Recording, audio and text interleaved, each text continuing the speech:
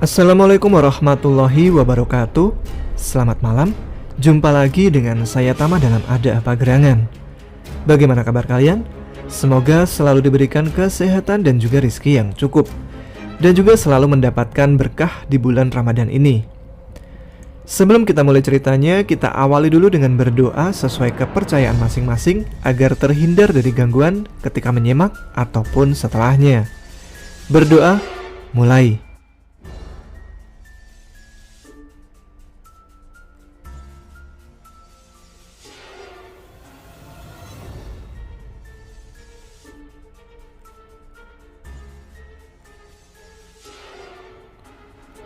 Berdoa selesai. Kita akan melanjutkan cerita pesugihan Cayapata dari Mas Rama Atmaja. Yang belum menyimak part sebelumnya, link videonya ada di deskripsi ya. Baik, teman-teman Ada Apa Gerangan? Ceritanya mulai dari sini.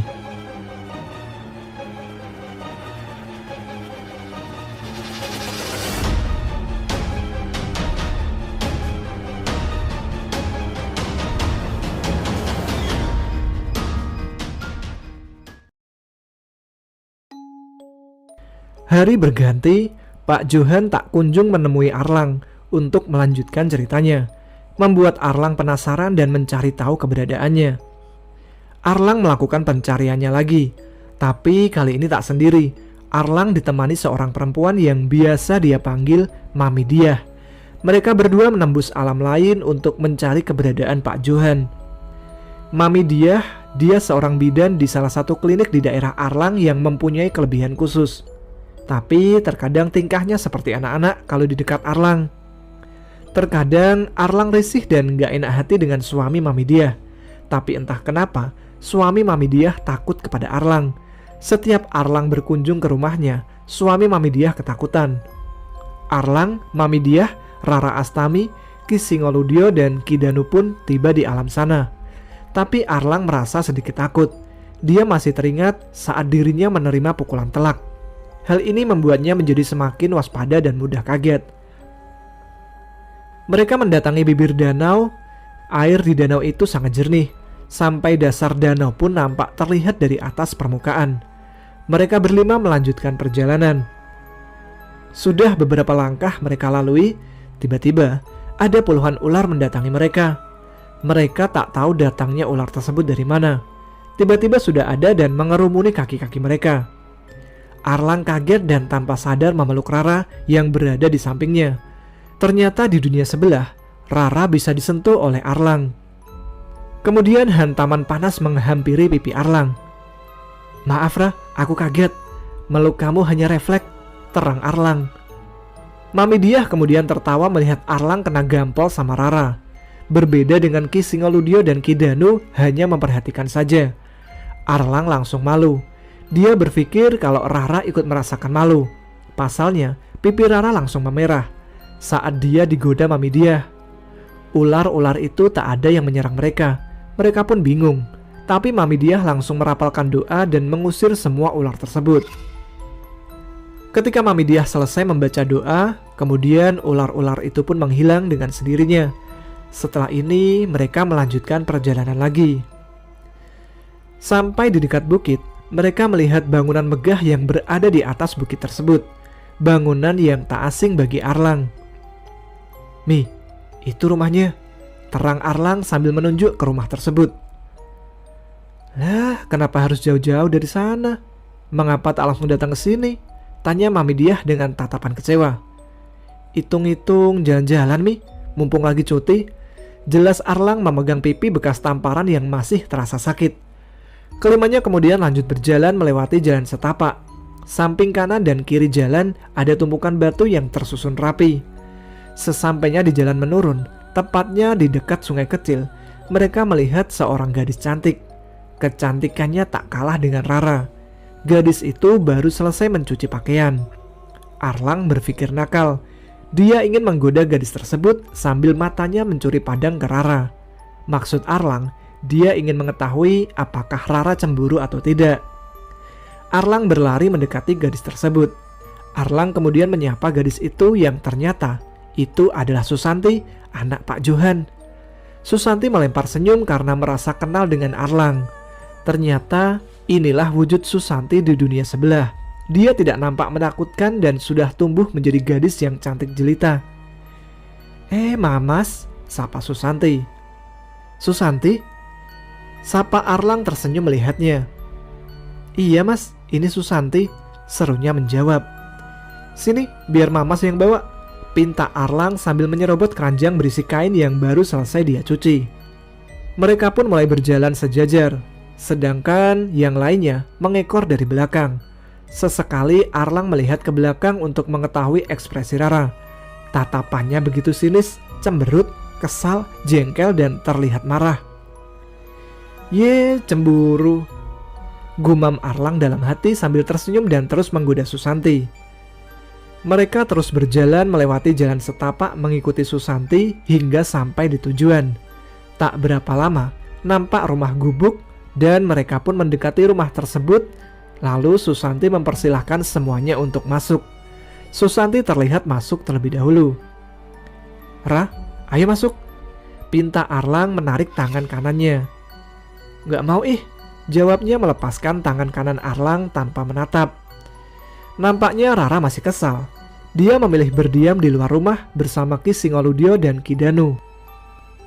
Rara ditinggalkan dan dia duduk di atas kursi kayu. Arlang meninggalkan mereka dan menyusul masuk ke dalam bersama Mami.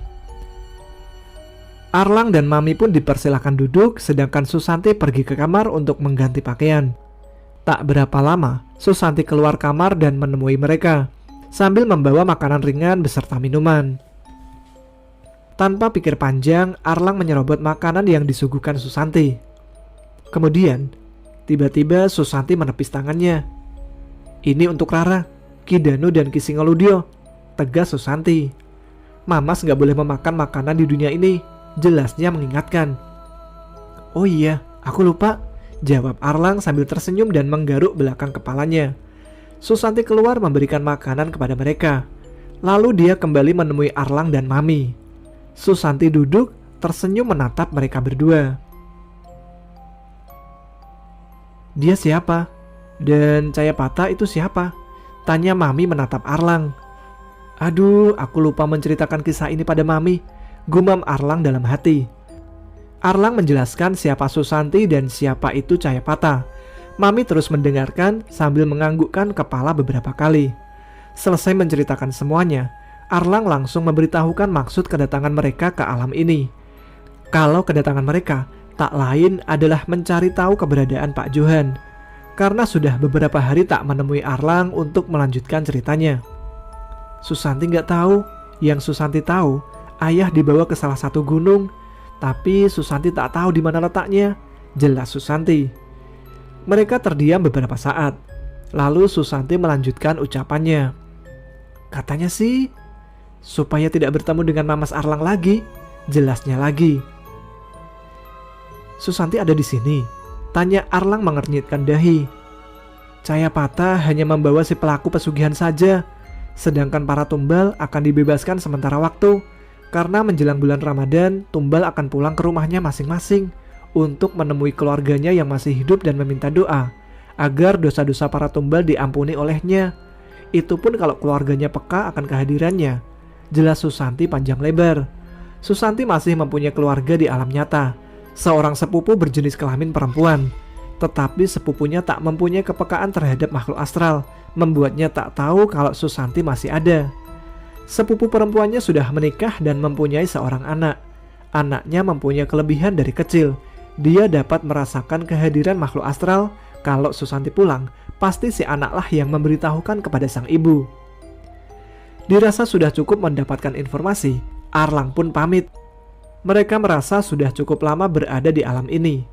Mereka takut kalau raga mereka dimasuki oleh jin kafir, bila pagar diri yang mereka buat sudah jebol. Susanti memaklumi hal tersebut. Arlang pun berjanji bila ada waktu, mereka akan mengunjunginya lagi. Arlang dan Mami keluar rumah, dan Arlang pun mendekati Rara dan membujuknya agar tidak ngambek lagi. Namun, dia masih kekeh pada pendiriannya. Aku harus pulang, Kalau tidak, aku tidak bisa kembali ke dalam ragaku, pinta Arlang dengan nada tinggi. Rara menatap wajah Arlang dan akhirnya mau diajak pulang. Mereka berjalan meninggalkan rumah Susanti sambil melambaikan tangan tanda perpisahan. Di sepanjang perjalanan pulang, Arlang menceritakan kepada Rara kalau Arlang dan Susanti tidak ada hubungan apapun. Rara masih tidak mau mengerti, dia memilih diam. Tapi Arlang tidak menyerah dan terus menjelaskan semuanya agar Rara tak marah. Semakin lama mereka berjalan, semakin jauh jarak yang ditempuh. Tiba-tiba Arlang mendengar suara azan subuh. Arlang terbangun dan sudah ada di dalam kamar. Alhamdulillah, kata Arlang. Arlang bangkit dari ranjang hendak mengambil wudhu. Arlang jalan dengan sempoyongan karena tenaganya terkuras habis. Lagi pula, dia baru saja pulih. Selepas sholat subuh, Arlang mengambil handphone dan menelpon Mami untuk mengetahui keadaannya. Alhamdulillah, Mami pulang dengan selamat. Arlang merasa lega dan kembali berbaring. Dia memiringkan badan ke kiri sambil memeluk guling. Dia merasa ada seseorang di belakang menemani tidurnya. Kalau dia terlentang, sosok tersebut ada di sebelah kanan. Arlang tidak berani melihatnya dan tangannya meraba sambil miring ke kiri, pura-pura tidak tahu. Tangannya menyentuh tubuh tersebut dan rasanya dingin. Arlang kaget, tapi masih berusaha untuk tetap tenang. Karena rasa penasaran, dia meraba bagian bawah. Masih sama, paha dalam hatinya. Tangan ini naik ke udara, seakan ada yang menghempaskannya dan tak boleh menyentuh bagian tersebut. Arlang masih penasaran dan di dalam posisi yang sama, tapi masih juga tidak berani untuk melihatnya. Dia mencoba meraba untuk kesekian kali, tapi belum disentuh, tangan sudah terhempas ke udara. Lalu disusul bau wewangian yang tak asing di hidungnya. Tak salah lagi, gumamnya. Rara, ganggu saja, sana pergi. Kasurku hanya muat satu orang, pinta Arlang dalam hati. Akhirnya Rara pun pergi dan duduk di kursi sambil memandang ke arahnya. Arlang membalikkan badan untuk melihatnya. Terlihat Rara sedang tersenyum. Rese lo, umpatnya. Dari sini Arlang tahu kalau makhluk seperti Rara mempunyai rasa cemburu. Tapi Arlang heran. Ketika Arlang mendekati wanita di dunia nyata, Rara tak pernah cemburu. Lain halnya dari bangsa dia. Dia cemburu dan ngambek. Ngambeknya melebihi ABG zaman now. Untuk meredam rasa cemburu Rara, susahnya minta ampun. Jumat 13 Maret 2020, tepatnya jam 3:30 dini hari. Sekali lagi Arlang mencari keberadaan Pak Johan. Setelah sampai di alam sana, dia mencarinya kesana kemari, sambil ditemani oleh Rara, Ki Danu, dan Ki Singoludyo. Sampai di rumah atau istana Cayapata, dia langsung masuk dan menjelajahi ruangan raksasa dengan tubuh kecilnya. Mengapa ruangan raksasa? Karena tinggi tubuhnya hanya 1 jengkal kalau diukur dengan jemari mereka. Namun anehnya tak ada satu orang pun.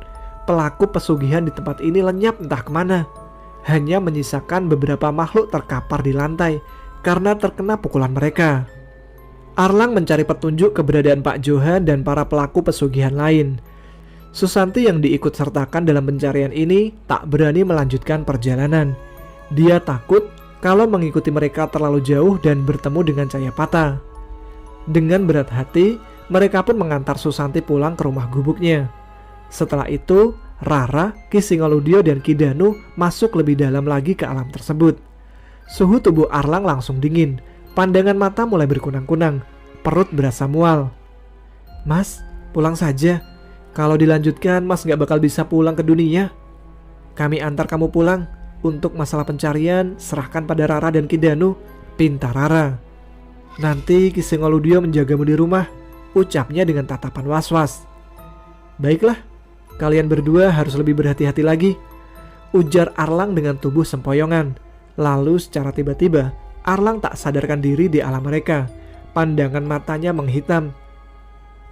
Pukul 8 pagi dia tersadar. Dia merasa pusing, mual dan meriang, sampai membuatnya menggigil kedinginan. Tak berapa lama, Rara dan Ki Danu pun pulang. Kepulangan mereka membawa kabar yang sangat baik. Aku bernegosiasi dengan Cayapata agar bisa meminjam Pak Johan. Cayapata setuju meminjamkannya sesuai dengan janjinya tempo hari. Tapi dengan satu syarat, Mas harus menukarnya dengan mustika air mata duyung.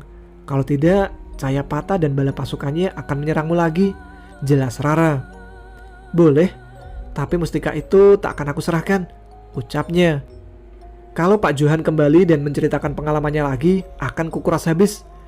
Setelah selesai bercerita, Cayapata akan kuhadapi agar tak kembali berulah, jawab Arlang. Singkat cerita, bertemulah Pak Johan dengan Arlang lagi. Pak Johan kemudian menceritakan kelanjutan dari ceritanya. Beberapa tahun selepas kepulangannya dari gunung itu, Pak Johan kini menjadi orang yang sukses. Hasil kebun dan sawahnya melimpah ruah. Kesuksesannya Pak Johan tak membuatnya bahagia. Kalau malam tiba, dia selalu didatangi oleh sosok tinggi besar. Hingga pada suatu malam, saat Pak Johan melamun, dia mendengar suara. Ketukan pintu. Dari situ, Pak Johan mulai gelisah. Dia tahu siapa yang mengetuk pintu rumahnya. Kira-kira siapa yang akan aku tumbalkan ya? Tanya Pak Johan dalam hati. Pak Johan duduk di ranjang, menyandarkan punggung ke dinding sambil menjambak keras rambut dengan kedua tangannya. Pak Johan berteriak kebingungan. Pak Johan mulai turun dari ranjangnya, lalu dia keluar kamar menuju pintu utama. Dia terus melangkah dengan detak jantung yang kian cepat. Peluh membasahi sekujur tubuhnya. Tangan dan kaki Pak Johan bergetar hebat. Tetapi dia memberanikan diri untuk membuka pintu tersebut. Ternyata bukan, gumam Pak Johan dalam hati. Maaf Pak, malam-malam mengganggu, terang Sardi, seorang pemuda yang setiap harinya membantu Pak Johan di kebun miliknya. Bisa dibilang Sardi adalah salah satu karyawan Pak Johan. Masuk Sar, pinta Pak Johan, menyuruh Sardi masuk ke dalam rumahnya. Mereka pun ngobrol di ruang tamu, tetapi pikiran Pak Johan melayang jauh. Dia hanya menjawab obrolan Sardi dengan anggukan. Sardi membicarakan mengenai kebun dan sawah milik Pak Johan. Sesekali dia memberi saran agar mempekerjakan orang lain juga, supaya pekerjaannya bisa lebih ringan. Pak Johan tidak kunjung membalas obrolan Sardi dan masih menjawabnya dengan anggukan, serta tatapan licik. Sudah aku putuskan, dialah yang akan jadi korban berikutnya. Ucap Pak Johan dalam hati kecilnya. Sardi berpikir tak enak. Mungkin Pak Johan sedang tidak bisa diajak ngobrol, tetapi tak memikirkan dampak yang akan dihadapi dan Sardi pun langsung pamit pulang. Oh iya Sar, kita ke kebun dulu. Ada sesuatu yang ingin aku tunjukkan. Tapi kamu jalan di bagian depan ya, pinta Pak Johan. Memang ada apa Pak? Aku kira Bapak sedang tidak bisa diganggu, ucap Sardi. Ayo kita jalan aja, nanti juga tahu, jelas Pak Johan. Mereka berdua pun berjalan menuju sawah milik Pak Johan. Ketika mendekati sawah, Pak Johan membaca mantra untuk memanggil Cayapata. Sardi kaget, dia mematung ketakutan. Terukir kengerian di wajah Sardi. Sedangkan Pak Johan tersenyum kecut, tapi batinnya bahagia. Makhluk apa ini? Teriak Sardi. Dia mengambil kayu patahan dari dahan pohon yang ada di dekat kakinya. Kayu berdiameter 10 cm dengan panjang 1 meteran itu dipegang dengan kedua tangannya, memukul ke udara. Pak, lari Pak! Pinta Sardi sambil sesekali melihat ke belakang. Pak Johan masih tersenyum, membuat Sardi kebingungan dan terdiam dengan posisi kedua tangannya memegang kayu ke udara, sedangkan wajahnya menatap ke arah Pak Johan. Sardi berteriak yang tiba-tiba merasakan sakit di bagian dadanya. Dada Sardi terkoyak karena cakaran Cayapata. Luka cakarannya amat besar membuat Sardi tak kuat menahan berat tubuhnya dan akhirnya terjatuh. Pak Johan membalikkan badan meninggalkan Sardi dengan wajah penuh kepuasan. Sedangkan Cayapata menikmati darah yang keluar dari dada Sardi, lalu menyeret astralnya hingga keluar dari tubuh dan membawanya pulang ke istana untuk dijadikan budak. Di pagi hari, ada warga yang hendak pergi ke ladang. Dia kaget karena melihat sosok mayat bersimbah darah yang tergeletak di jalan yang akan dilaluinya. Dia bergegas kembali untuk menceritakan kejadian tersebut pada para warga. Sardi diklaim tewas karena serangan binatang buas. Di tahun berikutnya, Pak Johan semakin sukses dan dia menjadi orang yang kaya raya. Pak Johan membangun rumah yang megah dan mewah. Dia pun membeli beberapa kendaraan yang harganya bisa dibilang cukup mahal. Oh iya, ada bagian yang lupa dicantumkan.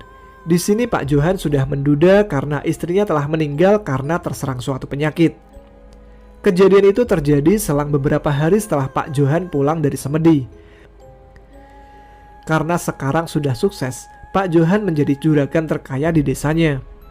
Namun dia tak sombong dan masih bersikap baik pada para warga. Pak Johan juga menjadi orang yang dermawan.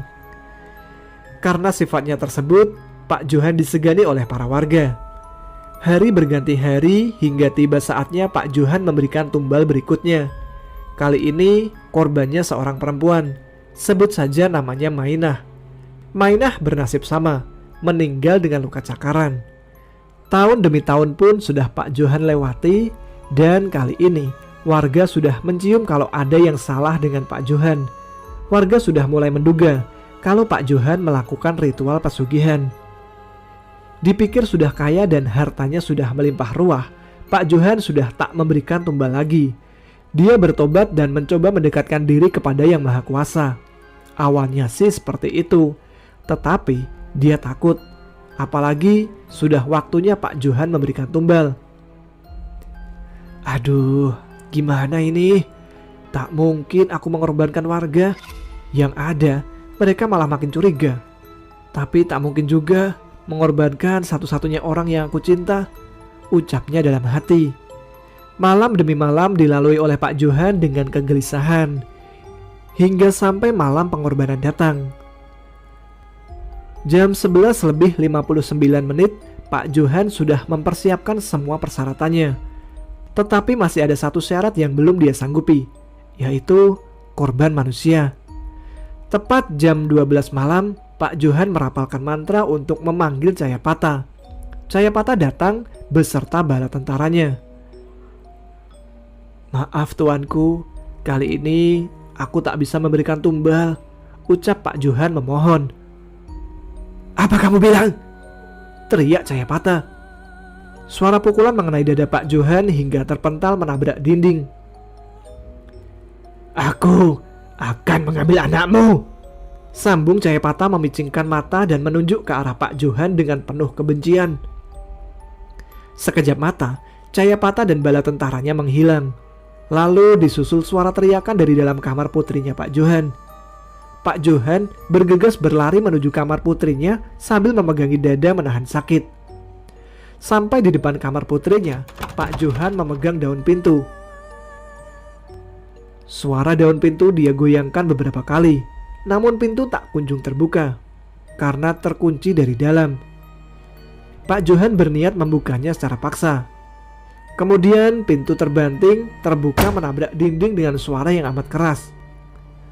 Pak Johan berteriak setelah mendapati putrinya tergolek lemas di lantai dengan mata terbelalak tak bernyawa. Dia berlari mendekati putrinya, lalu membawa jasad putri satu-satunya tersebut ke kamar yang biasa Pak Johan gunakan untuk ritual. Jasad Susanti dia letakkan di atas karpet merah. Lalu Pak Johan memanggil Cayapata. Cayapata datang memenuhi panggilannya. Pak Johan yang murka tak ingin lagi menyembah Cayapata. Malahan dia mengacak-acak tempat persembahan tepat di depan mata Cayapata. Hei manusia, kamu sudah berani kurang ajar terhadapku, teriak Cayapata dengan suara melengking. Pedang yang selalu Cayapata bawa di punggungnya kini ditarik, dikeluarkan dari sarung, dan langsung ditebaskan ke arah Pak Johan. Terdengar teriakan Pak Johan kesakitan. Tubuh Pak Johan melayang, terlempar dan jatuh. Pak Johan kesakitan dan dia bangkit dari tempatnya terjatuh. Pak Johan menatap sekitar, mencari Cayapata yang sudah tak terlihat lagi di pandangan matanya. Pak Johan berjalan tergopoh-gopoh mendekati Susanti, anak satu-satunya yang sudah belia itu. Pak Johan menangis menyesali apa yang telah dia lakukan. Tetapi apalah daya, yang terjadi sudah terjadi. Pak Johan lari ke arah lemari dan dia mengacak-acak isinya untuk mencari sesuatu. Yang dicari akhirnya ketemu, sebuah keris dengan sarung berukiran naga. Keris itu dikeluarkan dari dalam sarung sampai dia melepaskan sarung kerisnya hingga jatuh ke lantai. Pak Johan membalikkan badan menatap jasad putrinya dari kejauhan. Air matanya mengalir deras. Pak Johan menarik nafas panjang, memegang keris dengan kedua tangannya, dan keris diangkat tinggi-tinggi. Lalu keris itu diayunkan ke dadanya sendiri. Keris itu menancap dan darah mengalir deras. Pandangan Pak Johan mulai kabur, tetapi dia masih mencoba berjalan mendekati jasad Susanti. Tubuhnya pun jatuh ke lantai tepat di samping jasad putrinya, dan tanpa sengaja tangan Pak Johan menyenggol lilin yang masih menyala yang terletak di altar pemujaan. Suara api memakan setiap barang yang ada di sekitar hingga menjalar ke seluruh ruangan. Api kian merambat hingga ke seluruh penjuru rumah, bahkan semua kendaraan mewah milik Pak Johan tak luput dari keganasan si jago merah. Melihat api yang sangat besar, para warga berbondong-bondong untuk memadamkannya. Karena besarnya api, selepas subuh baru bisa padam. Warga mengevakuasi jasad Pak Johan dan Susanti. Semua harta benda miliknya habis terbakar. Tak ada satu harta benda berharga milik Pak Johan yang tersisa. Pagi itu menjadi pagi yang mencekam bagi para warga. Apalagi kejadian setelah memakamkan jasad keduanya. Para warga yang hendak pulang ke rumah masing-masing melihat ribuan hama menyerang sawah dan kebun milik Pak Johan. Semua habis, tak tersisa sedikit pun. Setelah kejadian itu, warga merasa ketakutan. Hanya beberapa orang saja yang berani keluar rumah. Itu pun kalau ada keperluan mendesak. Selang beberapa hari, keadaan menjadi normal kembali.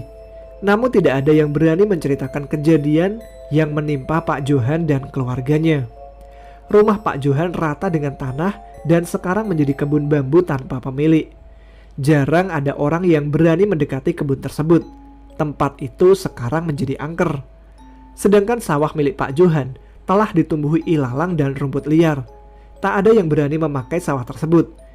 Sawah itu dibiarkan tak terurus dan menjadi saksi akan kejadian ini. Demikian adalah sebuah cerita dari Pak Johan yang telah diceritakan kepada Arlang. Semoga bisa menjadikan pelajaran buat kita semua. Sekian dan terima kasih.